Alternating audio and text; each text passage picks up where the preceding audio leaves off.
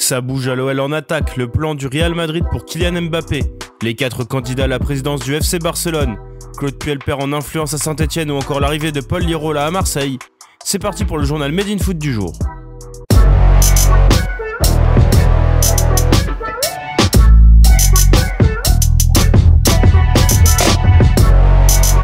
Le mercato s'accélère du côté de l'OL. En effet, Moussa Dembélé, 24 ans, qui n'est plus titulaire à Lyon malgré ses 16 apparitions en Ligue 1 pour un but, va être prêté avec option d'achat à l'Atlético Madrid dans les prochains jours.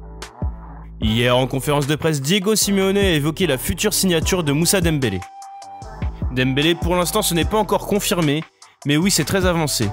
Pour le moment, je suis concentré sur le match, mais quand il sera avec nous, je vais parler de lui, a commenté le technicien argentin. Pour rappel, l'option d'achat devrait être fixée à 35 millions d'euros. L'OL a déjà son idée pour remplacer numériquement Moussa Dembélé. Selon Gianluca Di Marzio, Islam Slimani, 32 ans, est attendu ce mardi dans le Rhône pour passer sa visite médicale.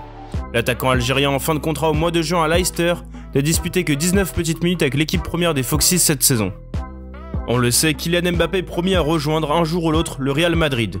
L'attaquant français de 22 ans est dans le viseur de Florentino Pérez depuis son explosion à Monaco, et le Real compte bien passer à l'action cet été pour le recruter.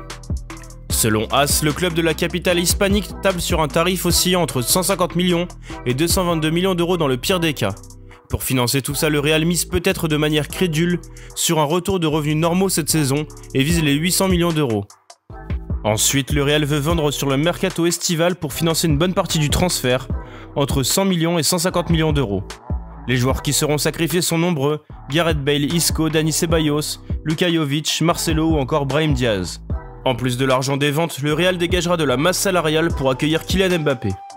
Longtemps ciblé par le Paris Saint-Germain, notamment lors du mercato estival 2019, Rafael Guerreiro, 27 ans, n'a finalement jamais rejoint le club de la capitale.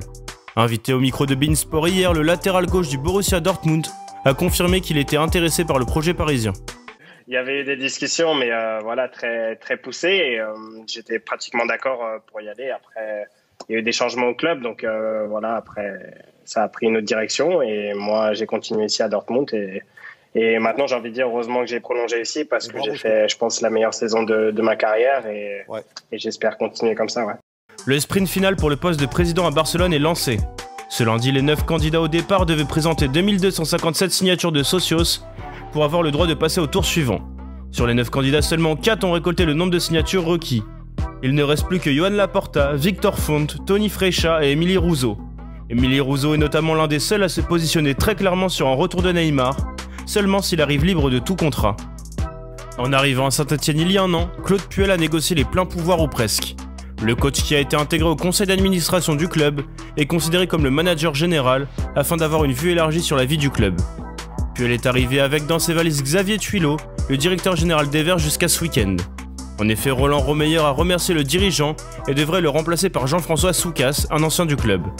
Par conséquent, Claude Puel perd son bras droit et se retrouve isolé. Malgré les mauvais résultats, une victoire sur les 16 derniers matchs en Ligue 1, l'entraîneur n'a pas prévu d'abandonner puisque cela desservirait son image, d'autant plus qu'il reste l'homme de la situation dans le Forez.